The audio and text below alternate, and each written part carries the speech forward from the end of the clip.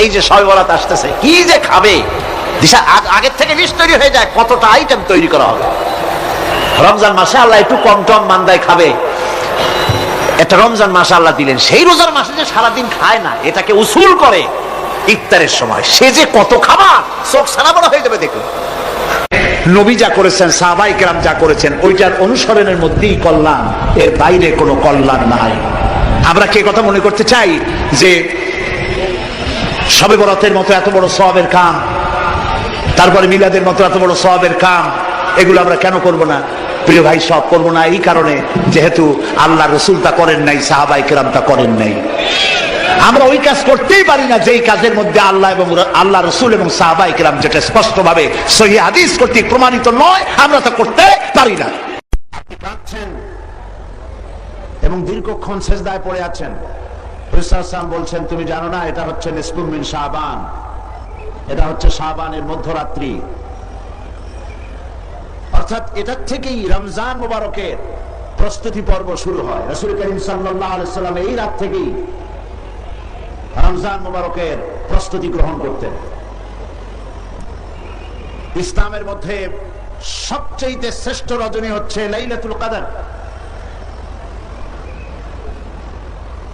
শবে বরাতকে লাইলাতুল কদরের সমপর্যায়ের নেওয়া গোমরাহি। লাইলাতুল কদর হচ্ছে ইসলামের সবচেয়ে শ্রেষ্ঠ রজনী, যে রাতটা হচ্ছে আল্লাহ পাকের কাছে অত্যন্ত পবিত্র, যে রাতটি হচ্ছে খায়রুম মিন আলফি শাহর, সেটা হচ্ছে লাইলাতুল কদর, লাইলাতুল মুবারাক। আজকের রাত্রে একটি পবিত্র রাত। এ রাত্রে রাসূল সাল্লাল্লাহু আলাইহি সাল্লাম কবর জিয়ারত করেছেন, নফল ইবাদত করেছেন, কাঁদাকাটি করেছেন। আমরাও আজকে আল্লাহ পাকের দরবারে ধর্ণা দেব। তবে প্রচলিত শবে বরাত যেটা করা হয়, রুটি তৈরি করা, হালুয়া তৈরি করা এবং এগুলি বিতরণ করা, এই রাত্রের জন্যই খাস করে নেওয়া, এটা সঠিক নয়। রুটি হালুয়া বিতরণ প্রত্যেক রাতেই হতে পারে, প্রত্যেক দিনই হতে পারে। কিছু বিদআত চালু হয়েছে এই রাতকে কেন্দ্র করে। চট্টগ্রামে এরকম হয়নি, বাজি ফোটানো হয়। আমি বুঝি না লাইলাতুল বরাতের সাথে বাজি ফোটাবার সম্পর্কটা কি। আল্লাহ পাক এই গুমরাহি থেকে, বিদআত থেকে আমাদেরকে হেফাজত করুন, আমরা বলি আমিন। আজ পবিত্র রজনীতে এর থেকে শ্রেষ্ঠ ইবাদত আর কি হতে পারবে, যে আমরা আল্লাহ রাব্বুল আলামিনের কালাম, তার কোরআন থেকে আলোচনা করছি, বা জামাত নামাজ আদায় করেছি এবং করব ইনশাআল্লাহ। এবং এই লক্ষ জনতা আল্লাহ পাকের দরবারে ভিখারির মতো হাত উঁচু করব। আর কোরআনে কারীমের আলোচনার চাইতে শ্রেষ্ঠ মাহফিল, শ্রেষ্ঠ ইবাদত পৃথিবীর বুকে আর কিছু হতে পারে না। আমরা আজকে আমি আলোচনা করব, গতকাল ভূমিকা দিয়ে আমি শেষ করেছিলাম। আজকে আপনারা আরো আলোচনা শুনেছেন। আসলে তো এই আলোচনার কোনো শেষ নাই, আসলে কি কোনো শেষ? আল্লাহ রাব্বুল আলামিন কোরআনে কারীমের ভিতরে বলেছেন, কুল্লাহু কানাল বাহরু মিদাদান লিকালিমাতি রাব্বি লানাফিদাল বাহরু ক্বাবলা আন তানফাদা কালিমাতু রাব্বি ওয়ালাউ জিনা বিমিসলিহি মাদাদা। আল্লাহ পাক বলেন, নবী আপনি বলুন, আমার রবের কালামের ব্যাখ্যা করার জন্য, আমার রবের কালেমার ব্যাখ্যা লেখার জন্য তাম পৃথিবীর সমস্ত পানিগুলি যদি কালি হয়ে যায়, আর যদি ওই পানিরূপ কালি দিয়ে আমার রবের কালেমার ব্যাখ্যা যদি লেখা শুরু হয়ে যায়, লিখতে লিখতে তাম পৃথিবীর সমুদ্রের পানিগুলি সব শেষ হয়ে যাবে, আমার আল্লাহ পাকের কালেমার ব্যাখ্যা লেখা শেষ হবে না। হচ্ছে সেই কালামের রব্বানি। যুগ যুগ ধরে লোকেরা শুনছে, শুনবে, শেষ নাই। এত শোনার পরেও কাঙ্ক্ষিত মানের অগ্রগতি, উন্নতি আমাদের হচ্ছে কি? কথা বোঝেন নাই বোধহয়, হচ্ছে না। যে পরিমাণ শুনছি সেই পরিমাণ আমল আমাদের মধ্যে হচ্ছে না। এ কথাটা ঠিক কিনা? এই মাহফিল আজ, এই লাইলাতুল, এই পবিত্র রাত্রে এত লোকের উপস্থিতি হয়েছে, নারী পুরুষ। একজন লোক কি বলতে পারবেন যে জীবনে আমি কোনো ওয়াজই শুনি নাই, কোন তাফসীর আমি জীবনে শুনি নাই? পারবেন কেউ বলতে? পারবেন না। প্রত্যেক ব্যক্তি শুনেছেন, কেউ 10টা শুনেছেন, কেউ 20টা শুনেছেন, কেউ 100টা শুনেছেন। এবার চিন্তা করুন, কোন মাহফিলেই তো খারাপ কথা বলা হয় না। হাক্কানি আলেম যারা, হাক্কানি ওলামা, হাক্কানি পীর মাশায়েখ যারা, তারা সবসময় কোরআন হাদিস ভিত্তিক কথা বলেন। কোন মাহফিলে বলা হয় না যে চুরি করবেন অনেক সওয়াব পাবেন, মিথ্যা কথা বলবেন কিয়ামতে জাহান্নাম থেকে মুক্তি পাবেন, এরকম কথা বলে কেউ? ওজনে কম দিবেন, ব্যবসায় ভালো বরকত হবে, কেউ বলে এমন কথা? পরের জমিনে ডাল ঠেলবেন, জমিনে ফসল খুব বেশি হবে, কেউ বলে এরকম? বলে না। সব জায়গায় বলা হয় মিথ্যা পরিত্যাগ করুন, গীবত করবেন না, অহংকার করবেন না, ওজনে কম দিবেন না, জিনা করবেন না, মদ পান করবেন না, সুদ ঘুষের কাছে যাবেন না, বিবিকে পর্দায় রাখবেন। এইসব কথাই তো মেনলি বলা হয়, নাকি বলেন? আচ্ছা, জীবনে যদি কেউ 10টি মাহফিল শুনে থাকেন আর প্রত্যেকটি মাহফিল থেকে একটি করে ভালো কথা, কোরআন হাদিসের একটি করে কথা যদি আমরা জীবনে ধারণ করতাম, তাহলে 10টি ভালো কথা জীবনে ধারণ করা হতো, ঠিক কিনা? তাহলে আমাদের জীবনটা খারাপ হতো না আরো সুন্দর হইতো? তাহলে কি বোঝা যাচ্ছে? আমরা যা শুনি পরিপূর্ণভাবে আমল করি না। গলতটা কোথায়? মুসলমানের সংখ্যা তো এখন কম না। এই মুসলমান এক সময় সংখ্যায় খুবই কম ছিল। সেই কম সংখ্যক মুসলমানেরা 8খানা শুকনো রুটি, একটুখানি খেজুর, 1 গ্লাস অথবা আধা গ্লাস, 1 ঢোক পানি খেয়ে রোম, শাম, পারস্যকে পরাজিত করেছিল। এটা ঠিক কিনা? অর্ধেকটা পৃথিবী মুসলমানদের পায়ের তলায় আসছিল, কথা ঠিক কিনা? আর সেই মুসলমানদের সংখ্যা এখন 130 কোটি পার হয়ে গেছে। কিন্তু আজ মুসলমানের সেই মর্যাদা আছে কি? না, সেই মর্যাদা নাই। পৃথিবীতে মুসলমানেরা সবচাইতে নির্যাতিত, অবহেলিত, নিগৃহীত। আমরা যদি আমাদের সমাজে সুখ শান্তি ফিরে পেতে চাই, যদি আমরা সত্যিকারের মানুষের অধিকার ফিরিয়ে দিতে চাই, দুস্থ মানুষের মুখে হাসি ফুটাতে চাই, যদি মানুষ তার দুঃখ দুর্দশা দূর করে সত্যি একটি যুদ্ধ বিগ্রহ বিবর্জিত, ক্ষুধা দারিদ্র বিবর্জিত একটি সুন্দর পৃথিবী, সন্ত্রাস মুক্ত একটি সুন্দর পৃথিবী যদি গড়তে চাই, কোরআন শরীফের বিকল্প কিছুই নাই। কোরআন শরীফের বিকল্প কিছুই নাই। আসুন সেই কোরআন থেকেই আপনাদের সামনে আলোচনা করা হচ্ছে বিগত 3 দিন, আজকে তার 4র্থ দিন। আপনারা আমার সাথে শয়তানের ওয়াসওয়াসা থেকে পানাহ চাওয়ার জন্য, শয়তানের ওয়াসওয়াসা থেকে আল্লাহ পাকের দরবারে পানাহ চাই। পরম করুণাময় আল্লাহ পাকের নামে শুরু করা যাচ্ছে। আর রহমানু আল্লামাল কুরআন খলাকাল ইনসানা আল্লামাহুল বায়ান الشمس والقمر بحسبان والنجم والشجر يسجدان والسماء رفعها ووضع الميزان ألا تطغوا في الميزان وأقيموا الوزن بالقسط ولا تخسروا الميزان والأرض وضعها للأنام فيها فاكهة والنخل ذات الأكمام والحب ذو العصف والريحان فبأي آلاء ربكما تكذبان صدق الله العظيم الرحمن আল্লামাল কুরআন। রহমান যিনি কোরআন শিক্ষা দিয়েছেন। সুবহানাল্লাহ বিহামদিহি। আল্লাহ সুবহানাহু ওয়া তাআলা এই বিশ্ব মানবতার জন্য, সমস্ত সৃষ্টি জগতের জন্য যত দয়া করেছেন, যত করুণা করেছেন, যত রহম করেছেন, যত মেহেরবানি করেছেন, তার মধ্যে শ্রেষ্ঠ করুণা আর শ্রেষ্ঠ দয়া কোনটি? কোরআন শিক্ষা দেওয়া। কোনটি জোরে বলেন? কোরআন শিক্ষা দেওয়া আল্লাহ পাকের শ্রেষ্ঠ দয়া। তিনি মেহেরবানি করে আমাদেরকে কোরআন শিক্ষা দিয়েছেন, আমাদেরকে কোরআন দিয়েছেন। সুবহানাল্লাহ বিহামদিহি। এই কোরআনের কথা আমি আপনাদের সামনে গত 3 দিন আলোচনা করে এসেছি। প্রথম দিন বলেছি রহমান আল্লাহ পাকের দয়া সম্পর্কে। দ্বিতীয় দিন বললাম কোরআনে কারিমের পরিচিতি সম্পর্কে। তৃতীয় দিন বললাম যে কোরআন আল্লাহ শিক্ষা দিয়েছেন সেই কোরআনের মর্যাদা, বৈশিষ্ট্য এবং নাজিলের উদ্দেশ্য। আজকে বলবো কোরআনে কারিমের দাওয়াত। কি দাওয়াত নিয়ে কোরআন আমাদের কাছে এসেছে, আমাদের কাছে কি বক্তব্য, কোরআনের মূল বক্তব্যটা কি, সেই মূল বক্তব্যের উপরে আজকে আমরা আলোচনা করব। ওমা তৌফিকি ইল্লা বিল্লাহ সুবহানাকা লা ইলমা লানা ইল্লা মা আল্লামতানা। আল্লাহ পাকের কাছে তৌফিক চাই, তিনি যেন মেহেরবানি করে কোরআনে কারিমের দাওয়াত মানুষের সামনে পেশ করার মতো যোগ্যতা আমাদেরকে দেন এবং শোনার মতো, বোঝার মতো, আমল করার মতো তৌফিক আল্লাহ পাক যেন আমাদেরকে দান করেন। সবাই বলুন আমিন।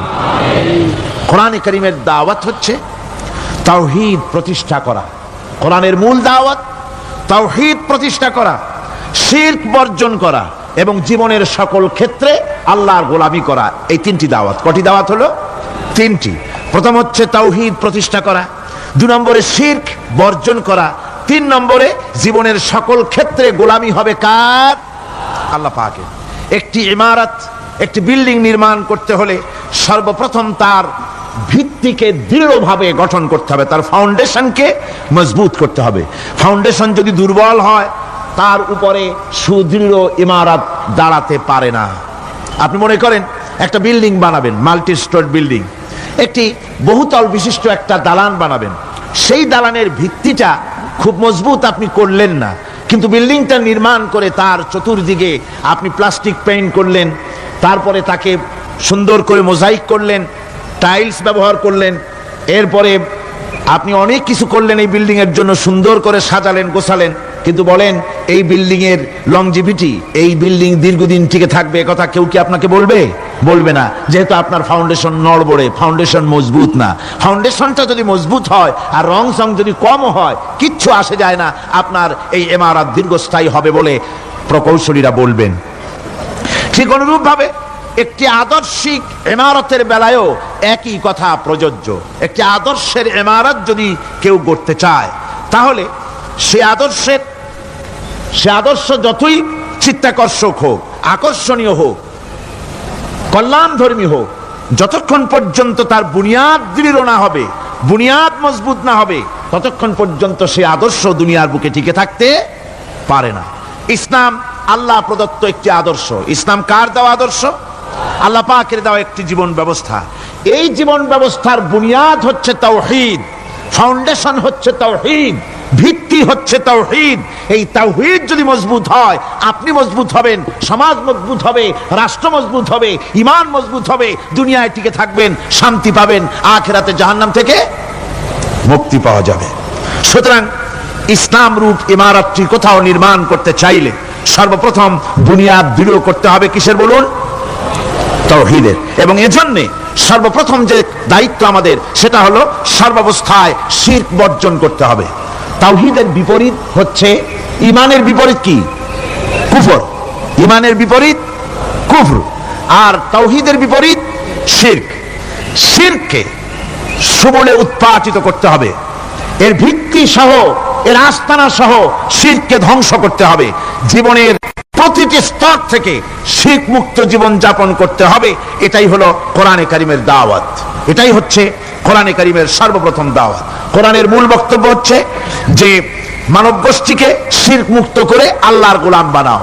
কোরআনে কারিমে আল্লাহ পাক বলছেন, মা খালাকতুল জিন্না ওয়াল ইনসা ইল্লা লিয়াবুদুন। আমি মানব আর জিন জাতিকে সৃষ্টি করেছি শুধু আমার ইবাদতের জন্য। মা খালাকতুল জিন্না ওয়াল ইনসা, আমি মানুষ এবং জিন জাতিকে সৃষ্টি করি নাই, করেছি শুধুমাত্র ইবাদতের জন্য, অন্য কোনো কারণে করি নাই। কিসের জন্য করেছি? ইবাদতের জন্য, গোলামির জন্য। এই ইবাদত কাকে বলে? ইবাদত এটি হচ্ছে একটি ব্যাপক অর্থবহ শব্দ। এটা হচ্ছে ইবাদত হচ্ছে আল্লাহর সন্তুষ্টি অর্জন করা জীবনের সকল ক্ষেত্রে। নামাজ, রোজা, হজ, যাকাত, সাদকা, ফিতরা, মাতা পিতার সন্তুষ্টি অর্জন, তাদেরকে ভালোবাসা, সৎ কাজের আদেশ করা, অসৎ কাজে বাধা প্রদান করা, প্রতিবেশীর হক আদায় করা, গরিব দুঃখী এতিমদের হক আদায় করা, আল্লাহর জিকির করা, কোরআনে কারীমকে তিলাওয়াত করা, আমলে সালেহ করা, এ সব কিছু ইবাদতের মধ্যে শামিল। এ সবগুলি কি ইবাদতের ভেতরে শামিল। এভাবে আল্লাহ এবং তার রাসূলের প্রতি আনুগত্য প্রকাশ করা, আল্লাহর রহমতের আশা করা, আল্লাহকে ভয় করা, আল্লাহর প্রতি বিনয়ী হওয়া এবং আল্লাহর প্রতি একমুখী হওয়া, এই সব কিছুই ইবাদতের মধ্যে শামিল। এগুলি সবই হচ্ছে ইবাদত। এই ইবাদত হতে হবে কেবলমাত্র আল্লাহ পাকের জন্য।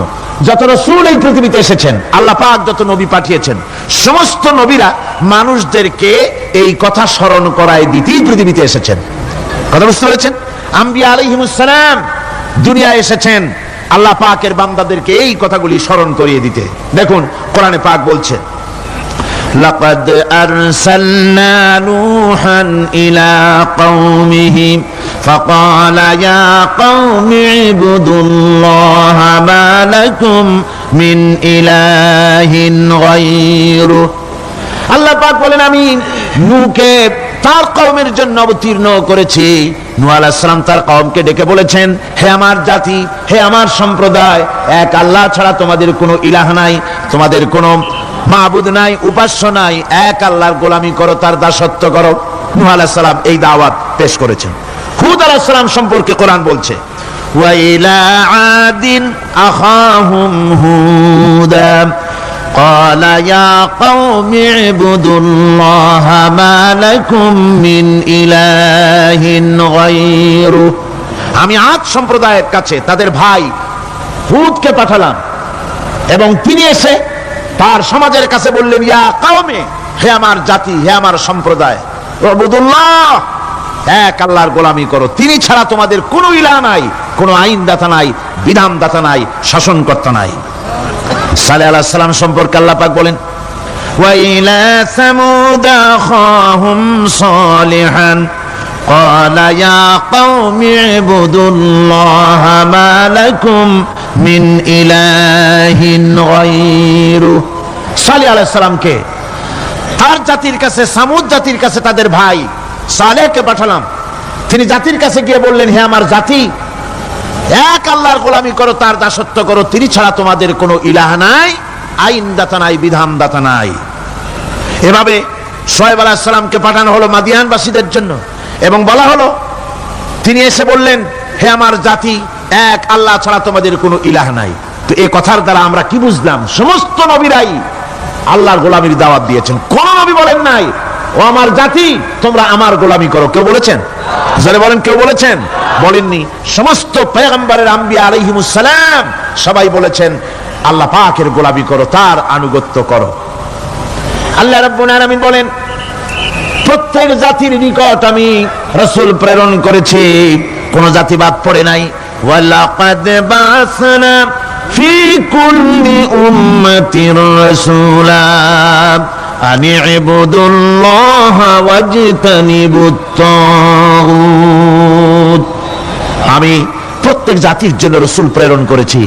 সবাই এসে রাসূল পয়গম্বরের দাওয়াত দিয়েছেন, আনি ইবুদুল্লাহ, এক আল্লাহর গোলামি করো, এক আল্লাহর দাসত্ব করো, ওয়াজতানিবুত তাগুত, আর তাগুতকে বর্জন করো। তাগুতের অর্থ মনে আছে আপনাদের? তাগুত যাদের মনে নেই আবার শোনাই।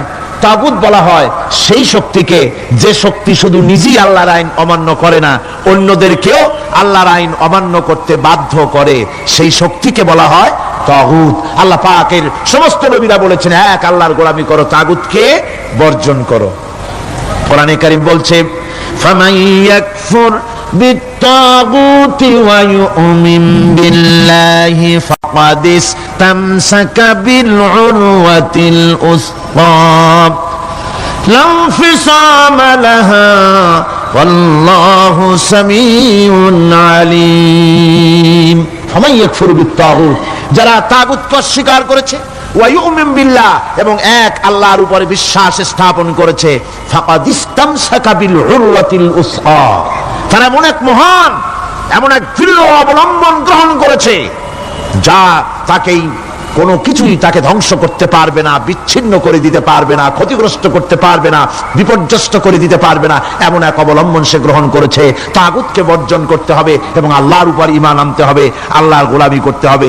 এই কথাই কোরআনে কারীমের মধ্যে আল্লাহ সুবহানাহু ওয়া তাআলা বারবার বলেছেন, গোলামি করতে হবে আল্লাহ পাকের। সমস্ত নবীরা বলেছেন ইয়া কওমি, নবীরা কি বলেছেন? হে আমার জাতি। এই দাওয়াত যখন আমাদের নবী দিলেন, বিশ্ব নবী যখন এই দাওয়াত দিলেন, আল্লাহ রাব্বুল আলামিন তার মুখ থেকে এই দাওয়াত যখন পেশ করালেন, তখন তিনি দাওয়াতটা এভাবে দিলেন, ইয়া কওমি বললেন না। হুজুর কি ইয়া কওমি বলেছেন? কখনো বলেন না ইয়া কওমি। আল্লাহ হুজুরের মুখ দিয়ে কথা বের করার নাই, যেহেতু হুজুর তো আঞ্চলিক নবী নন, হুজুর তো গোত্রভিত্তিক নবী নন।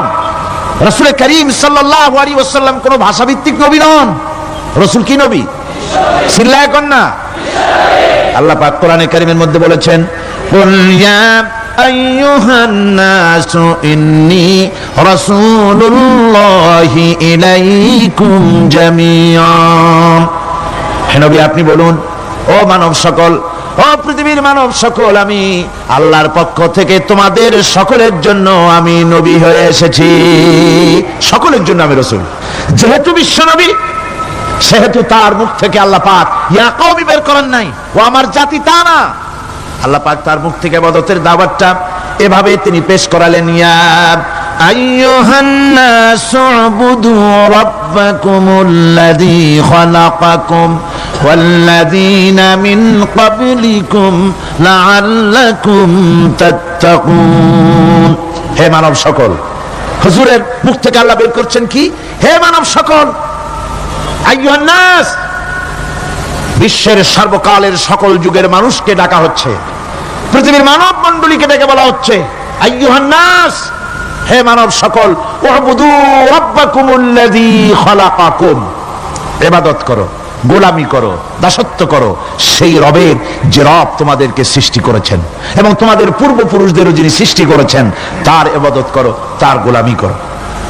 আমার বন্ধুগণ, এই কথাই আল্লাহ রাব্বুল আলামিন কোরআনে কারীমের বহু জায়গায় ইবাদতের কথা আমাদের শোনাচ্ছেন। ওয়া কাযা রাব্বুকা আল্লা তা'বুদু ইল্লা ইয়াহু, তোমার রবের পক্ষ থেকে কথা চূড়ান্ত হয়েছে, এ ফয়সালা হয়ে গিয়েছে, সিদ্ধান্ত হয়ে গিয়েছে যে একমাত্র ইবাদত করতে হবে আল্লাহ পাকের। ইবাদত করতে হবে কার? আল্লাহ পাকের। এই ইবাদতের অর্থটা কি? এই ইবাদতের মানে কি? মানে হচ্ছে জীবনের সব জায়গায় গোলামিটা হবে কার? আল্লাহর গোলামি হবে, আল্লাহর আনুগত্য হবে, অর্থাৎ আল্লাহর হুকুম মাফিক জীবন চালাতে হবে। সেই ইবাদত আমরা মনে করেছি নামাজ হচ্ছে ইবাদত, রোজা হচ্ছে ইবাদত, যাকাত হচ্ছে ইবাদত, সদকা ফিতরা ইত্যাদি হতেছে ইবাদত, এগুলিকে ইবাদত মনে করেছি। কিন্তু মনে রাখতে হবে, শুধু নামাজ, রোজা, হজ, যাকাত ইবাদত নয়, জীবনের মুসলমানদের সব কাজগুলি ইবাদতের মধ্যে হতে হবে, অর্থাৎ আল্লাহর হুকুম অনুযায়ী কাজ করলে তার নাম হবে ইবাদত। ব্যবসা করবেন, হুকুম মানবেন কার? জোরে কোন কার? জমিন চাষ করবেন, হুকুম মানবেন কার? আইন আদালত চালাবেন, কোর্ট কাছারি করবেন, আইন মানবেন কার? রাজনীতি করবেন, আইন মানবেন কার? সমাজনীতি চালাবেন, আইন মানবেন কার? জীবনের সব ক্ষেত্রে তার আইন মানতে হবে। আমরা এগুলিকে ইবাদত মনে করি না। আমাদের দেশের লোকেরা, এক শ্রেণীর লোকেরা এটাকে ইবাদত মনে করে না, ইবাদত মনে করে শুধুমাত্র নামাজ। আচ্ছা, নামাজ যদি শুধুমাত্র ইবাদত হয় তাহলে তার অর্থ কি দাঁড়াবে? তার অর্থ দাঁড়াবে এই যে 24 ঘন্টার ভিতরে নামাজ পড়তে সময় লাগে কতক্ষণ? কত? 5 ওয়াক্ত নামাজ পড়তে, উযু করে পবিত্র হয়ে জানাজা নামাজ বিছায়া 5 ওয়াক্ত নামাজ পড়তে খুব বেশি 1 ঘন্টাই লাগুক। জি, 1 ঘন্টা, 100 ঘন্টা। তাহলে কি হলো অর্থ?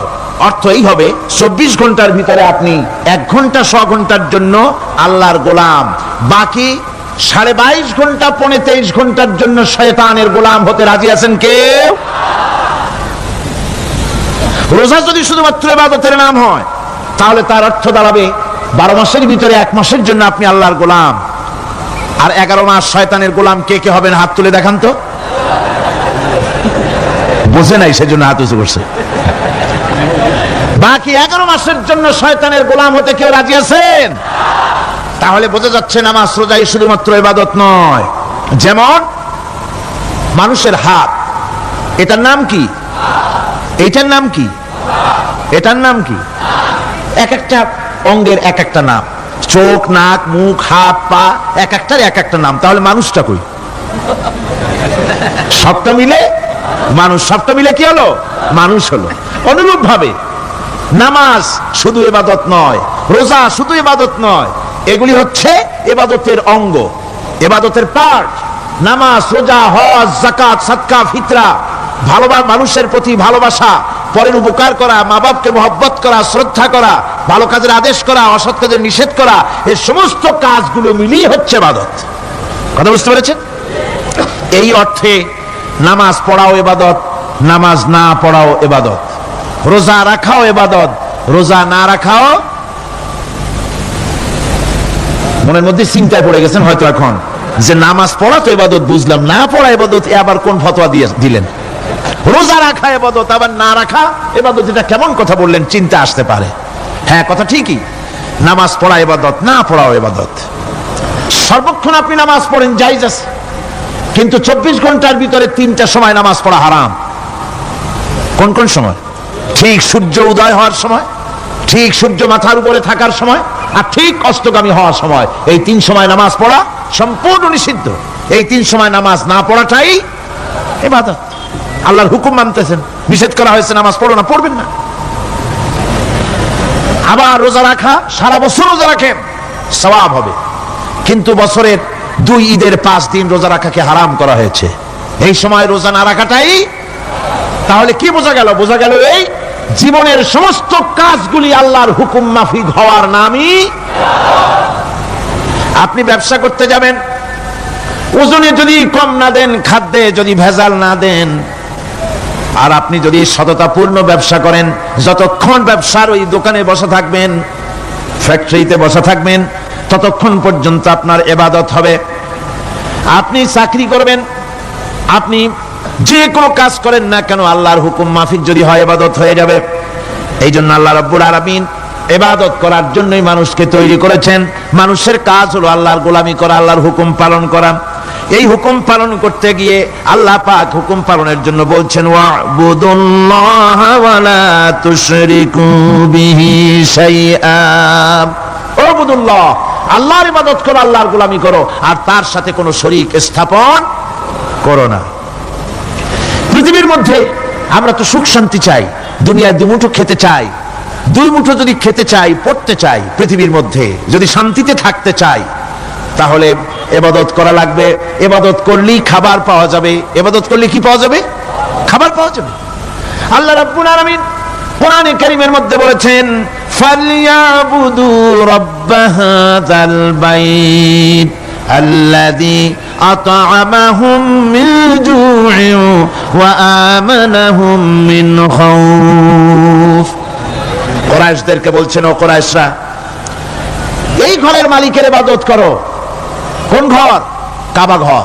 এই কাবা ঘরের মালিক কে? আল্লাহ। এই ঘরের মালিকের ইবাদত করো। কি হবে তাহলে? এই ঘরের মালিকের ইবাদত যদি করো, দাসত্ব যদি করো, আনুগত্য যদি করো, তার গোলামি যদি করো, তাহলে কি হবে?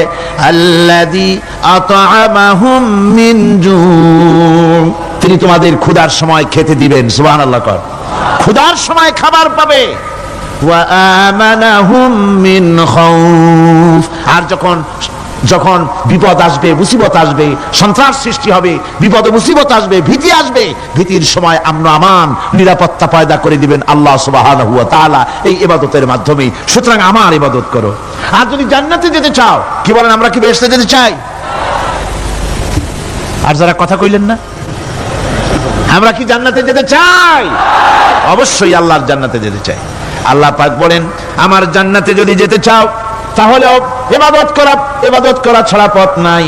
ফাদখুলি ফি ইবাদি ওয়াদখুলি জান্নাতি, আমার বান্দার মধ্যে শামিল হও, আমার গোলামির মধ্যে শামিল হও, আমার ইবাদত করো জীবনের সকল ক্ষেত্রে, আমার গোলামির মধ্যে শামিল হও, আমার জান্নাতে চলে যাও। সুবহানাল্লাহ বিহামদি।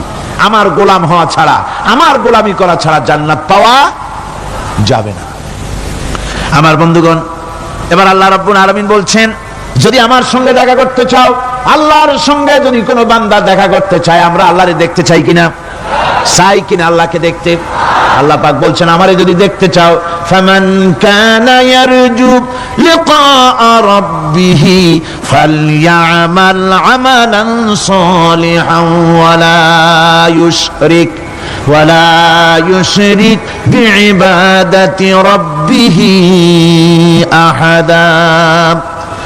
আমার সঙ্গে যদি দেখা করতে চাও, তোমাদের মধ্য থেকে কেউ যদি আমার সাথে দেখা করতে চায়, সে যেন ভালো কাজ করে, ভালো আমল করে, আর আমার ইবাদতের সঙ্গে কাউকে যেন শরীক না বানায়, তাহলেই আমার সঙ্গে কিয়ামতে দেখা হয়ে যাবে। জোরে বলেন সুবহানাল্লাহ।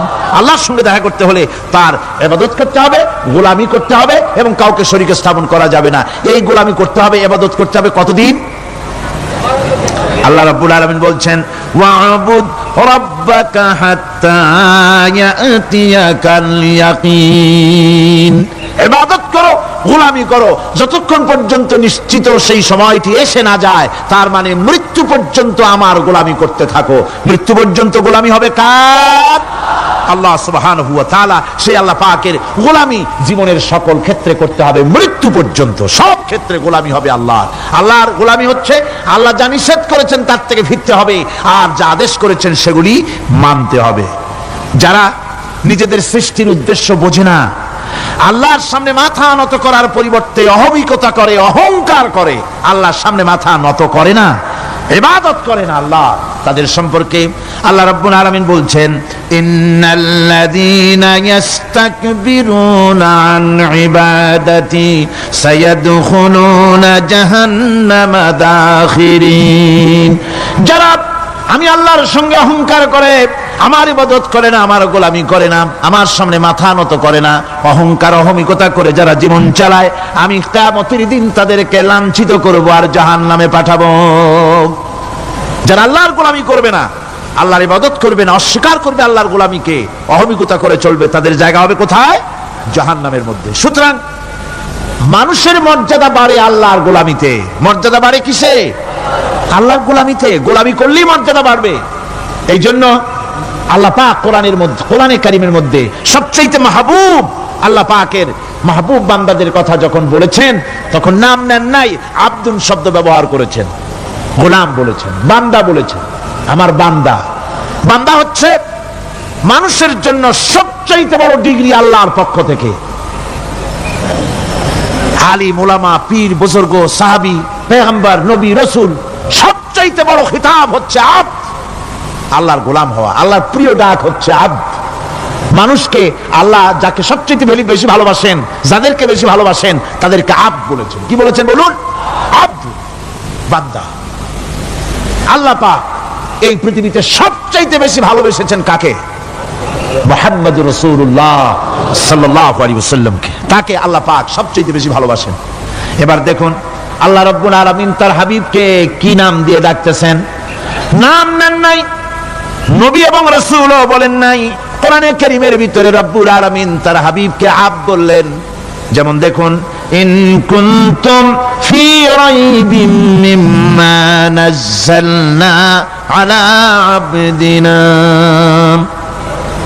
আমি যে কিতাব নাজিল করেছি আমার বান্দার উপরে, তোমাদের যদি সন্দেহ হয়, এই যে বান্দা আমার আব্দের উপরে নাজিল করেছি, এই আব্দকে মুহাম্মদ রাসূলুল্লাহ সাল্লাল্লাহু আলাইহি ওয়াসাল্লাম আব্দ, অর্থাৎ সবচেয়ে প্রিয় ডাক হচ্ছে আল্লাহর পক্ষ থেকে বান্দার জন্য আব্দ। স্নেহপূর্ণ নাম, স্নেহপূর্ণ ডাক, মহব্বতপূর্ণ ডাক।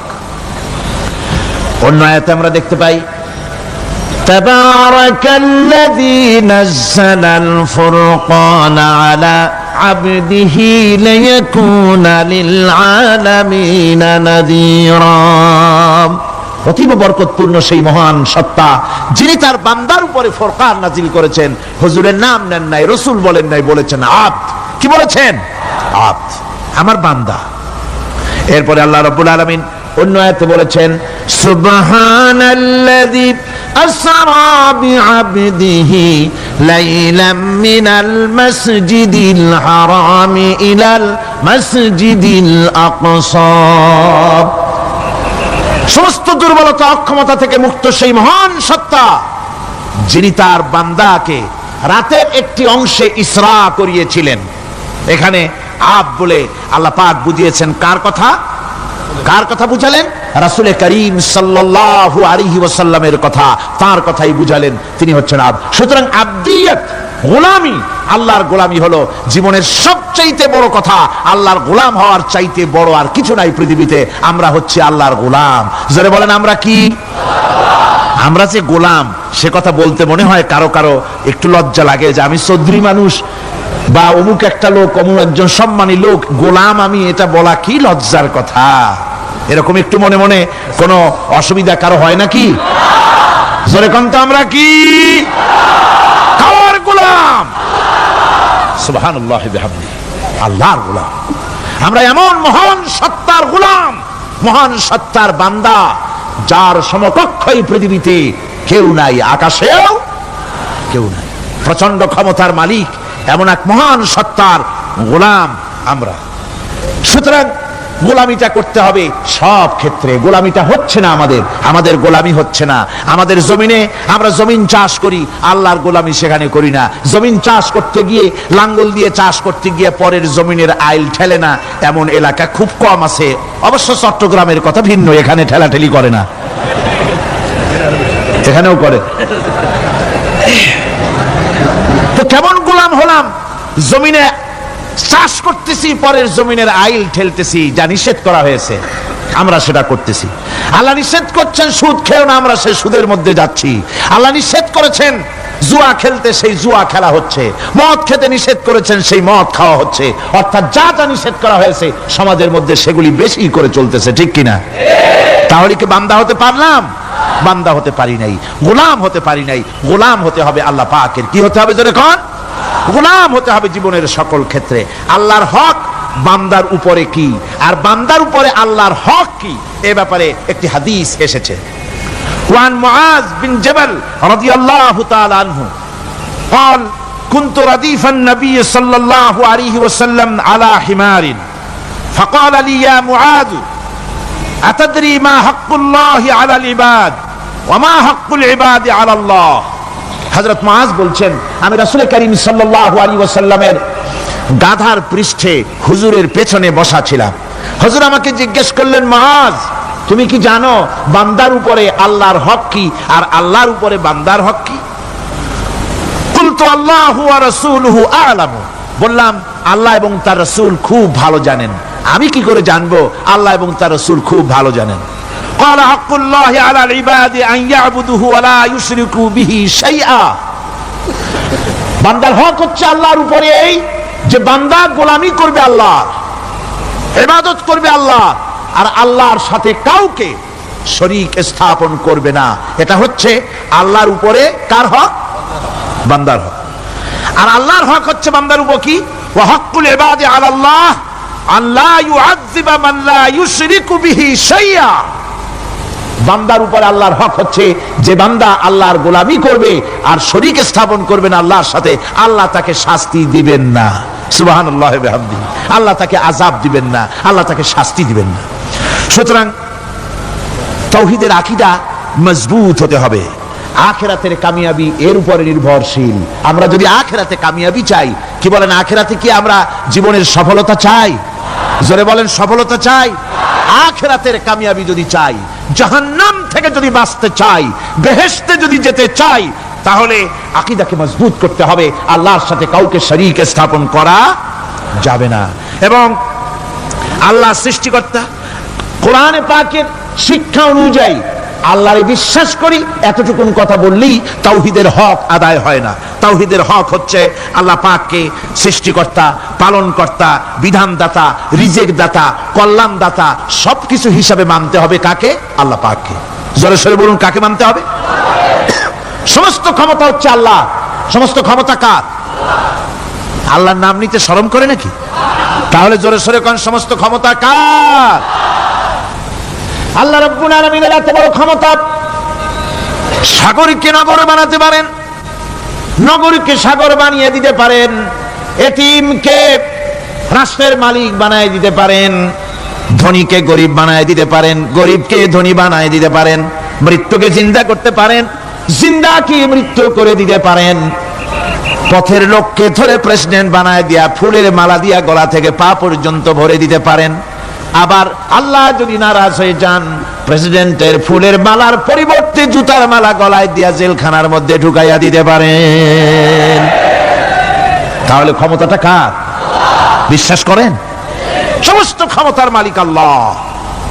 আকীদা মজবুত হতে হবে আমার মুসলমান ভাইরা। আকীদায় গড়বড় যদি হয়ে যায়, তাওহীদ বুঝতে যদি ভুল করেন, জীবন বরবাদ হয়ে যাবে। আর কিছু যদি না পারেন, অন্তত ঈমান ও আকীদাকে মজবুত করে যদি আল্লাহর দরবারে উঠতে পারেন, ফাকাদ ফাজা ফাওজান আযীমা, বিরাট কামিয়াবি আসবে কিয়ামতে। যদি আকীদাটাকে মজবুত করে না ওঠা যায় আল্লাহর দরবারে। সেজন্য আমি কোরআন আমাদেরকে কি শিখালো সেই কথাই বলছি। আল্লামাল কোরআন, কোরআন কি শিখায়ছে? তাবিজ শিখায় নাই। কোরআন আমাদেরকে শুধুমাত্র মাথা ঝুলে ঝুলে তেলাওয়াত এটা শিখায় নাই। কোরআন তেলাওয়াত করতে হবে, বুঝতে হবে, আমল করতে হবে। কোরআন শিখাচ্ছে। কে শিখাচ্ছে? কোরআন। তার মানে কে? আল্লাহ। কে শিখাচ্ছেন? আল্লাহ সুবহানাহু ওয়া তাআলা শিখাচ্ছেন। বান্দা শোনো ভালো করে। ওয়াইয়ামসাসকাল্লাহু বিদুররিন ফালা কাশিফা লাহু ইল্লা হুয়া। আল্লাহ যদি তোমার কোনো ক্ষতি সাধন করতে চান, তাহলে সেই ক্ষতি থেকে তোমাকে কেউ রক্ষা করতে পারবে না। এটা হবে ঈমান। এটা কি? এই ঈমান যদি মনের মধ্যে আসে, আপনি বিরাট শক্তিশালী বিপ্লবী শক্তিতে পরিণত হয়ে যাবেন। আপনার যদি ঈমান থাকে যে দুনিয়ার কোন গুলির উপরে, কোন বুলেটের উপরে যদি আমার নাম লেখা থাকে, সারা পৃথিবী ওই গুলিবিদ্ধ হওয়া থেকে আমাকে বাঁচাইতে পারবে না। আর কোন গুলির উপরে, কোন বুলেটের উপরে যদি আমার নাম লেখা না থাকে, তাহলে গোটা বিশ্ব একযোগে প্রচেষ্টা করেও আমাকে গুলিবিদ্ধ করতে, এটার নাম কি? ঈমান। তাই আল্লাহ বলছেন যে আমি যদি কারো ক্ষতি করি, তাহলে এই ক্ষতি থেকে তাহলে তাকে কেউ বাঁচাইতে। ওয়াইয়ামসাসকা বিখাইরিন ফাহুয়া আলা কুল্লি শাইইন কাদির। আর আল্লাহ রাব্বুল আলামিন যদি কারো কল্যাণ করতে চান, তাহলে তার কল্যাণকে কেউ ফিরায় দিতে পারে না। কল্যাণ থেকে কেউ কাউকে কল্যাণ থেকে মাহরুম করে দিতে পারে না।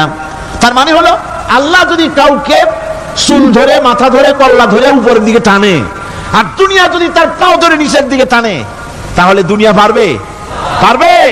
আল্লাহ কল্যাণ করতে চাইলে কেউ ঠেকাইতে পারবে না, আর আল্লাহ অকল্যাণ করতে চাইলেও তার থেকেও কেউ বাঁচতে। ওয়াহুয়াল কাহিরু ফাওকা ইবাদিহি ওয়া হুয়াল হাকীমুল খাবীর। তিনি তার বান্দাদের উপরে একচ্ছত্র আধিপত্য রাখেন, একচ্ছত্র ক্ষমতার অধিকারী তার বান্দার উপরে। সমস্ত জিনিসের উপরে তিনি ক্ষমতা রাখেন। তিনি মহান বিজ্ঞানময়। এই তাওহীদ খুঁজে নিতে হবে। তাওহীদ অর্থাৎ আল্লাহ পাককে সমস্ত ক্ষমতার মালিক মনে করতে হবে। দেখুন, আমাদের জাতির পিতা কে? আমাদের জাতির পিতা মনে আছে তো? ভুল টুল করেন না তো? ভুল টুল করবেন না। আমাদের জাতি আত্মভোলা, মাঝে মধ্যে ভুল টুল করে বসে, আন্দাজে ভান্দাজে একটা বানায় বসে। আসলে জাতির পিতা মুসলমানদের কে? ইব্রাহিম আলাইহিস সালাম তাওহীদকে খুঁজছেন। এই কোরআন শরীফ আল্লাহ পাক বলছেন তাওহীদ তালাশ করতেছেন। কে স্রষ্টা? সর্বোচ্চ ক্ষমতার মালিক কে? হযরত ইব্রাহিম আলাইহিস সালাম তার এই তাওহীদ খোঁজার, তাওহীদ অন্বেষণ কাহিনীটাকে রব্বুল আলামিন কোরআনে কারীমের ভিতরে জায়গা দিয়ে দিলেন দুনিয়ার মানুষকে বোঝাবার জন্য, শোনাবার জন্য। ফালাম্মা জান্না আলাইহিল লাইলু রাআ কাওকাবান ক্বালা হাযা রাব্বী। তিনি রব সন্ধান করছেন। কে আমার স্রষ্টা? সর্বোচ্চ ক্ষমতার মালিক কে? আইনদাতাকে, বিধানদাতাকে, স্রষ্টাকে কে? তিনি তাকে খুঁজছেন। মনের ভিতরে চিন্তা, মস্তিষ্কেই চিন্তা। হঠাৎ করে রাত এলো, পশ্চিম গগনে সুন্দর এক তারকা উদিত হলো, সান্ধ্য তারা। সন্ধ্যার সময় যে তারাটা ওঠে, সেটা ছোট না বড়? বড়। সেটা সারা রাত থাকে না অল্প সময় থাকে? অল্প সময় থাকে। সান্ধ্য তারা দেখে ইব্রাহিম আলাইহিস সালাম বললেন, হাযা রাব্বী, পেয়ে গেছি আমার রব। এটাই আমার রব, এটাই হচ্ছে আমার স্রষ্টা, এটাই হচ্ছে সর্বময় ক্ষমতার মালিক। আল্লাহ পাক বলেন, ইব্রাহিম আলাইহিস সালাম তাকিয়ে থাকলেন। কিছুক্ষণ পরে এই তারকা যখন অস্তমিত হয়ে গেল, ইব্রাহিম আলাইহিস সালাম তখন বললেন, ফালাম্মা আফালা ক্বালা লা উহিব্বুল আফিলিন। যে জিনিস অস্তমিত হয়ে যায় তাকে আমি মহব্বত করি না, পছন্দ করি না, সে রব হতে পারে না। যে রব হবে তার আবার উদয় অস্ত কিসের? কিছুক্ষণ পরে চন্দ্র উদিত হলো, চাঁদ দেখে ইব্রাহিম আলাইহিস সালাম বললেন, ফালাম্মা রাআল কমারা বাযিগান ক্বালা হাযা রাব্বি। চাঁদ দেখে বললেন, এটাই আমার রব, এটাই আমার স্রষ্টা, এটাই আমার বিধানদাতা। ফালাম্মা আফালা ক্বালা লাইন লাম ইয়াহদিনি রাব্বি লাআকুনান্না মিনাল কওমিদ যাল্লিন। চাঁদ যখন অস্তমিত হয়ে গেল, ইব্রাহিম আলাইহিস সালাম তখন বললেন, আমার প্রকৃত পক্ষের যিনি প্রভু, যিনি আমার রব, তিনি যদি আমারে সত্যিকারের পথ না দেখান তাহলে আমি গোমরাহ হয়ে যাব, গোমরাহদের পথভ্রষ্টের অন্তর্ভুক্ত হয়ে যেতে পারি। চিন্তা করতেছেন আমার রবকে। তারকা দেখলাম অস্তমিত হয়ে গেল, চাঁদ দেখলাম ডুবে গেল, তাহলে আমার রবকে। সকাল চলে যাওয়ার পর যখন দেখলেন পূর্ব দিগন্ত থেকে সূর্য উদিত হয়েছে ডগমগ করে, সূর্যকে দেখে তিনি বললেন, ফালাম্মা রাআ আশ-শামসা বাযিগাতান ক্বালা হাযা রাব্বি হাযা আকবার। সূর্যকে দেখে বললেন, এটাই আমার রব আর এটাই বড় রব। যেহেতু চাঁদের আলো ছিল স্নিগ্ধ, সূর্যের আলো অত্যন্ত প্রখর, চাঁদের দিকে তাকানো যেত, সূর্যের দিকে তাকানো যায় না। এটাই আমার রব এবং বড় রব। হযরত ইব্রাহিম আলাইহিস সালামের এই ভুলও ভেঙে গেল। সন্ধ্যার আগমনে সূর্য যখন অস্তমিত হয়ে গেল, ইব্রাহিম আলাইহিস সালাম তখন ঘোষণা করলেন, ফালাম্মা আফালাত ক্বালা ইয়া কওমি ইন্নী বারিউম মিম্মা তুশরিকুন। সূর্য অস্তমিত হয়ে গেলে পরে তিনি বললেন, ইয়া কওমি, ও আমার জাতি, তোমরা যে জিনিস দিয়ে শিরক করো আল্লাহ রাব্বুল আলামিনের সাথে, আমি তার থেকে সম্পূর্ণ মুক্ত। আমি তোমাদের অন্তর্ভুক্ত, মুশরিক নই। আমার রবকে আমি চিনে ফেলেছি, সুবহানাল্লাহ, আমার রবকে আমি চিনেছি। ইব্রাহিম আলাইহিস সালাম ঘোষণা করলেন, ইন্নী ওয়াজ্জাহতু ওয়াজহিয়া লিল্লাযী ফাতারাস সামাওয়াতি ওয়াল আরদা হানিফা। জানেন আপনারা এটা? পড়েন, ইন্নী ওয়াজ্জাহতু ওয়াজহিয়া লিল্লাযী ফাতারাস সামাওয়াতি ওয়াল আরদা হানিফা ওয়া মা আনা মিনাল মুশরিকিন। নিশ্চয়ই আমার এই মুখমণ্ডলকে ফিরাই দিলাম, দুনিয়ার সব দিক থেকে মুখ ফিরাইয়া আমার এই মুখ ফিরালাম সেদিকে, সেই স্রষ্টার দিকে যিনি আকাশ, জমিন, চন্দ্র, সূর্য, গ্রহ, নক্ষত্র, সৌররাজি, মানব মণ্ডলী সবকিছুকে যিনি সৃষ্টি করেছেন, আমি তার দিকে আমার মুখকে ফিরিয়ে দিলাম। তিনি ছাড়া কোনো রব নাই, প্রভু নাই, আর আমি মুশরিকদের অন্তর্ভুক্ত নহি। হযরত ইব্রাহিম আলাইহিস সালাম তাওহীদকে বুঝে ফেললেন, আল্লাহকে চিনে ফেললেন। আমার বন্ধুগণ, আজ মুসলমান হয়ে আমরা আল্লাহকে চিনতে পারি নাই, আল্লাহর ওয়াহদানিয়তকে আমরা বুঝতে পারি নাই। একদিকে আমরা মুসলমানও, আর একদিকে আমরা মূর্তিও গড়ি, আবার মূর্তির পূজাও আমার মুসলমানেরা করে থাকে। জোরে কর নাউযুবিল্লাহ। ভাস্কর্যের নাম করে মূর্তি তৈরি করা হচ্ছে বিভিন্ন জায়গায়, হচ্ছে না? আমার ভাইয়েরা, ভাস্কর্যের নাম করে, চেতনার নাম করে শহরে শহরে বিশ্ববিদ্যালয়ের অঙ্গনে মূর্তি বানানো হতেছে, আর বলা হচ্ছে অমুক চেতনা, এটা অমুকের চেতনা, তমুকের চেতনা, এটা ভাস্কর্য বলা হতেছে। আসলে সমস্ত মূর্তি হতেছে মূর্তি। এই মূর্তিগুলি বিনাশ করার জন্যই আল্লাহর নবী এসেছিলেন। হুজুরকে প্রশ্ন করা হয়েছে, লিমা বয়স্তা, কেন প্রেরিত হয়েছেন, দুনিয়ায় কেন এসেছেন? নবী বলেছেন, বয়স্তু লিকাসরিল আসনাম, এসেছি পৃথিবীর বুকে মূর্তি বিনাশ করার জন্য। জোরে বলেন সুবহানাল্লাহ। মূর্তি ধ্বংস করার জন্য এসেছি।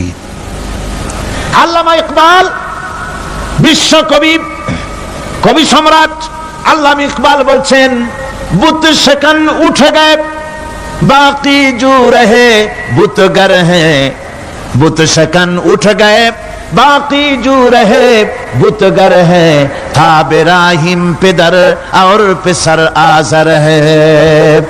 बुत शकन उठ गए, যারা প্রতিমা ভাঙতে এসেছিল পৃথিবীতে তারা বিদায় হয়ে গিয়েছেন।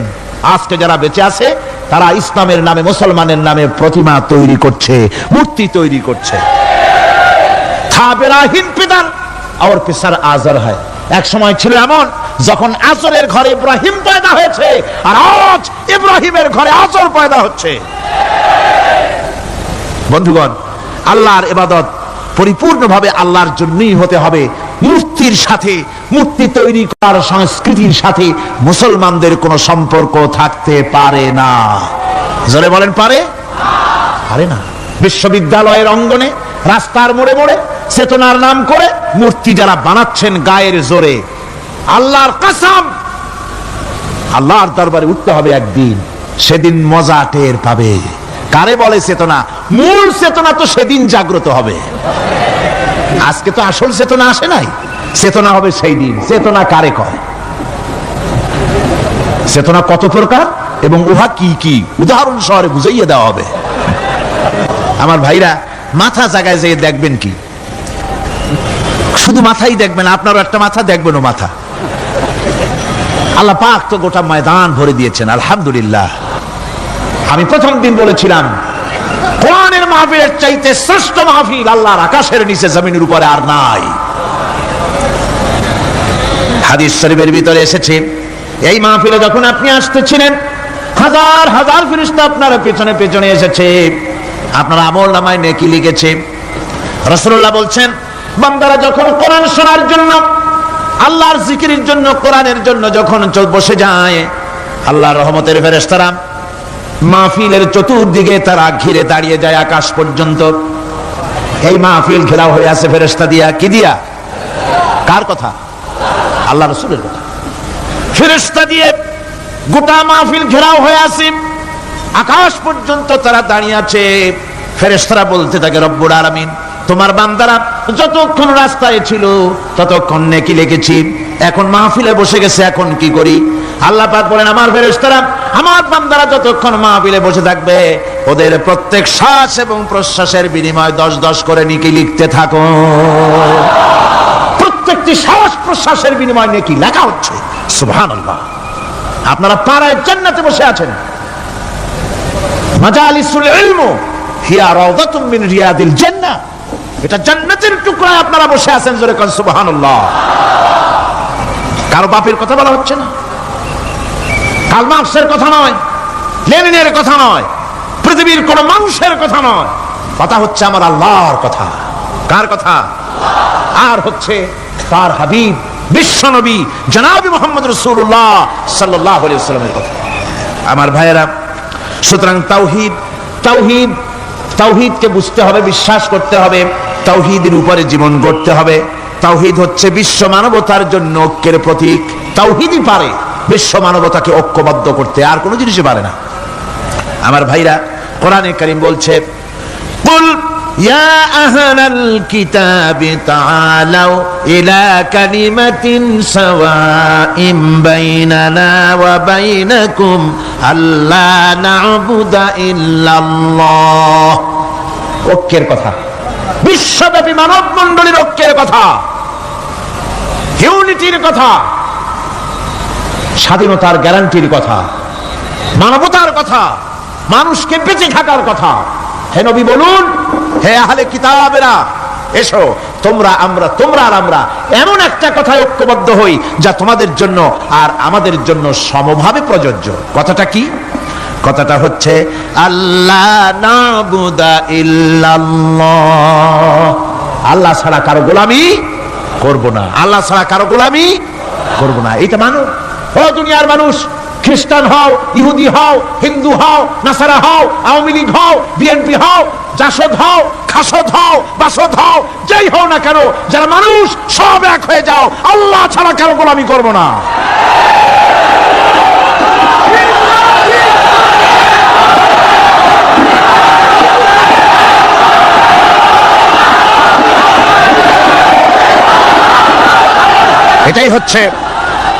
এটাই হচ্ছে আল্লাহ পাকের পক্ষ থেকে গোটা বিশ্ব মানবতার ঐক্যের বাণী, বিশ্ব মানবতার ঐক্যের কথা। আল্লাহ না'বুদা ইল্লাল্লাহ, আল্লাহ ছাড়া কারো গোলামি করব না। এ কথা মানতে কারো অসুবিধা আছে? তিনি স্রষ্টা সুবহানাহু ওয়া তাআলা। তিনি বলছেন, পৃথিবীর মানুষেরা তোমাদের সৃষ্টি করেছি আমি, সুতরাং ঘোষণা করো আল্লাহ ছাড়া কারো গোলামি করব না সকলের জন্য। কি সুন্দর কথা, সাওয়াইম বাইনানা ওয়া বাইনাকুম, তোমাদের জন্য আর আমাদের জন্য সমান, তোমরাও আল্লাহরে মানো আমরাও আল্লাহরে মানি, সুতরাং আল্লাহর গোলামি করতে অসুবিধা কোথায়? ওয়ালা নুশরিকা বিহি শাইআ, আর আল্লাহর সাথে কারো শরীক স্থাপন করো না। ওয়ালা ইয়াত্তাখিযা বা'দুনা বা'দান আরবাবাম মিন দুনিল্লাহ, আর আল্লাহ ছাড়া কাউকে রব বলে মেনে নেব না, সুপার পাওয়ার বলে মেনে নেব না, আইনদাতা বিধানদাতা হিসেবে মেনে নেব না।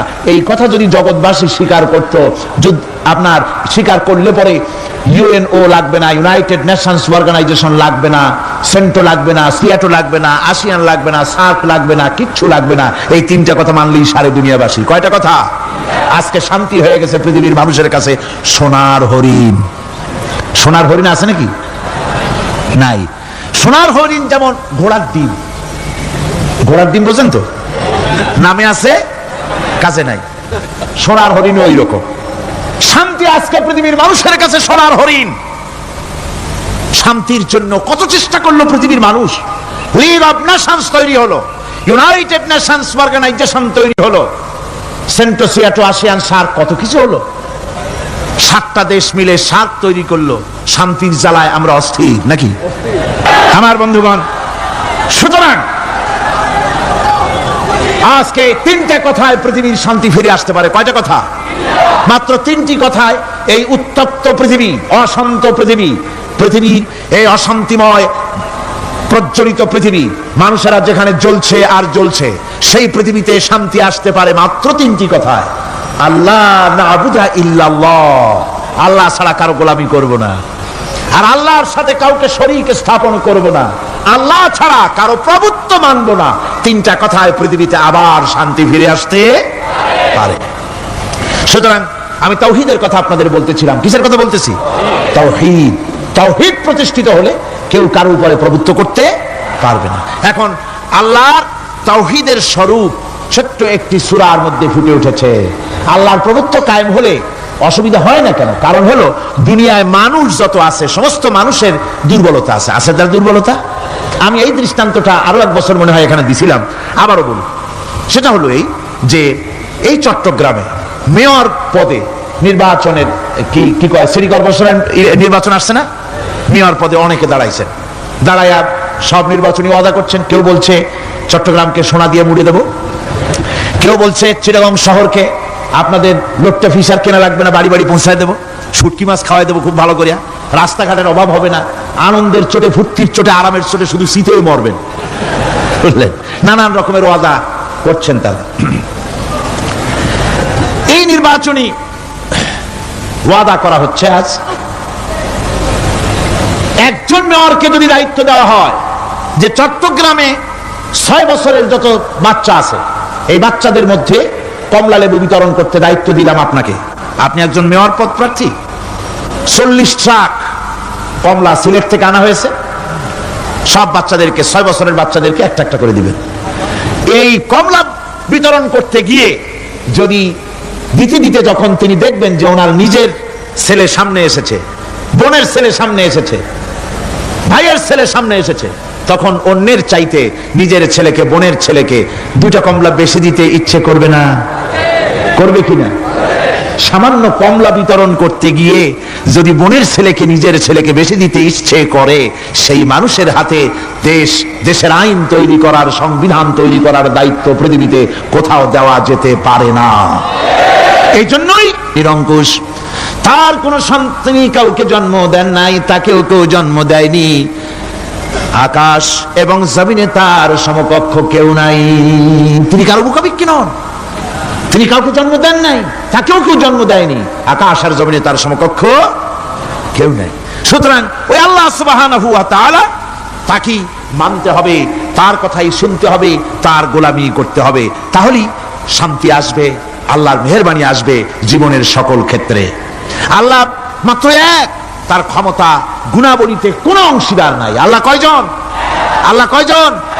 এক আল্লাহ, অদ্বিতীয়, তার কোনো শরীক নাই, তার কোনো অংশীদার নাই। কোরআনে কারীম আল্লাহ রাব্বুল আলামিন বলছেন,